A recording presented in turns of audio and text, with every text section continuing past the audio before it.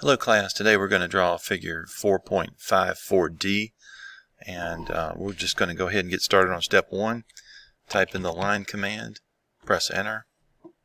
We're going to indicate that the starting point is 0, tab 0, and press enter. Move your cursor to the right, and we're going to type in 13.6 units, and again going up we're going to have 13.6 units. Type in 13.6 and enter. To the left 13.6 and enter, and then down 13.6 and enter. And then press the escape key to clear the line command, and we are ready for the next step. Alright, step 2. We're going to go ahead and type in the offset command and press enter. And our offset is going to be 6.8 units, and press enter. And we're going to make one vertical offset and one horizontal offset. And at this point we're going to press the escape key and re-enter the offset command and press enter. And our next offset unit is going to be 1.8 units, and press enter. And we're going to make an offset, vertical offset here, and a vertical offset here, and horizontal offset here and here. Alright, and then press the escape key, and we're ready for our next step. Okay, step 3, we're going to use the circle command, so type in circle and press enter. And now we have to select the center point of the circle that we want to draw. So we're going to go ahead and select this point right here and click, and we're going to have to change it to diameter. It defaults to radius, so to do that we type in D for diameter and press enter, and then we can enter the units that we want this to be in diameter. So we're going to type in 4.4 and press enter, and now we're going to repeat this process. Let's go ahead and type in circle command again, press enter, and now we're going to select the center point, which for these circles are going to be, we're going to make 4 of them. One of them is going to be right here, so click this point, type in D for diameter, press enter, and then type in 1.6 and press enter. And we're going to continue to repeat that process. So type in circle, select the center point, type in D for diameter, press enter, type in 1.6 and press enter. So again, circle, enter, the center point, type in D for diameter, press enter, and then 1.6 and then press enter.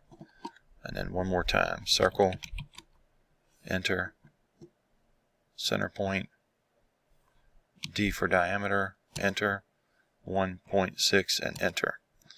Okay, we've got 5 circles created. We have to make one more, so let's go into the next step. Actually, we're still on step 3. We have one more circle to make. So let's go ahead and type in the circle command, press enter,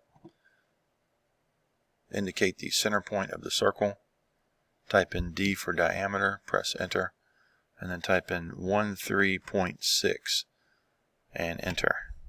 And that will create that large circle right there. And now press the escape key, cancel out the circle command, and we're on to the next step. Okay, in this step we're going to go ahead and remove some lines, and we're going to use the delete key. It's just easier in this drawing to use the delete key than it is to use the trim command. So we're going to hover over the line that we want to delete and click it, and you'll see it lights up in this blue color, and then just use the delete key on your keyboard. And please note that the delete key is different than the backspace key. So take time and locate the delete key. When you press it, you'll see that line is completely removed. And we're just going to do the same thing to this line. Let's highlight this line, press the delete key, highlight this line, press the delete key, this line, press the delete key. And if we were using we could use the trim command, but we would have to trim every little part of the line in between all of the other lines and circles, and it would be a lot more complicated. So okay, and you may have noticed and understood that the main reason that we used the offset command to create those lines was so we could determine what the center point was for all of the circles that we drew. And then after that, we did not need those lines anymore, and that's why we deleted them. So at this point, we are finished and we're ready to go on to the next step. Okay, step 5. Let's go ahead and type in DIMSTYLE, DIMSTYLE, and press enter. And when this box appears, we're going to want to click the modify key.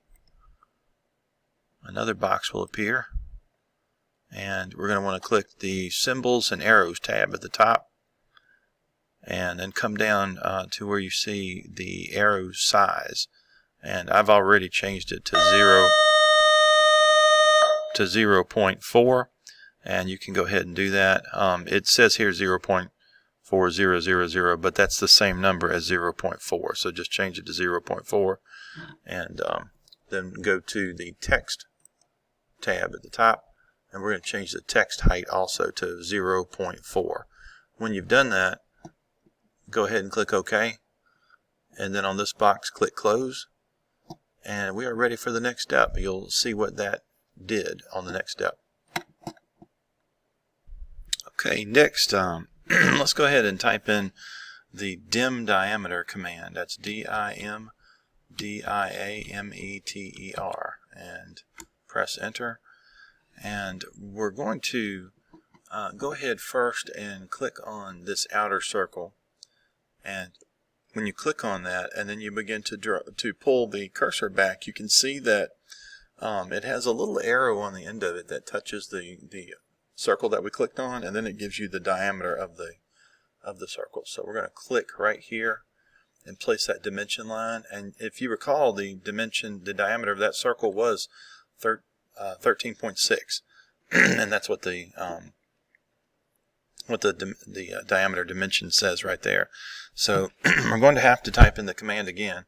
So dim, D-I-M, diameter, D-I-A-M-E-T-E-R, and press enter. And let's get this small circle here.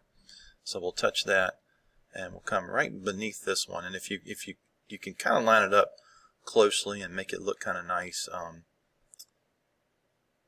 and just click right in here, and that diameter is 1.6 units, and that's what it was when we drew that circle. So let's press the escape key and type in dim diameter again and press enter, and we need to get this circle, and we can kind of come down here with it, and notice how I'm kind of lining everything up very nicely like that. And that was 4.4 units, and we don't need to dimension the other circles in this drawing. They are the same dimension as the one that we've indicated here, and in a AutoCAD drawing, when they're not dimensioned, you can assume that they are the same as the one that is. So and at this point, what we're going to want to do is let's press the escape key, and then we're going to change the color of the dimension lines. So go ahead and click on the dimension line, and we'll go up to the toolbar, and you can see this drop down box has various colors in it. Mine has been preset to indicate the dimension to be this color. You may have to search to find a color that is similar to this, but just take your time and go ahead and do that, and just click and then press escape, and then let's repeat that process. Just click on this line, go to this drop down, click on a color that looks like that, press escape, and just repeat that process again. Okay, and press escape. Okay, and all right, now we're ready now for the next step. Okay, last step is to go ahead and save your work. So go to the top left hand corner of the screen and click on the AutoCAD icon, and bring your mouse down, just hover over the Save As area, and go over and hover over the drawing, and you're going to have to actually click the drawing, and then you want to select where you want to save your file. At this place right here, you can save it on your desktop or on a flash drive or anything, and then just come down to the file name area and put in the name of your file. So this is figure 4.54D, and then just click save, and then just let me know if you have any questions on this project. This is Mr. Triplett signing out.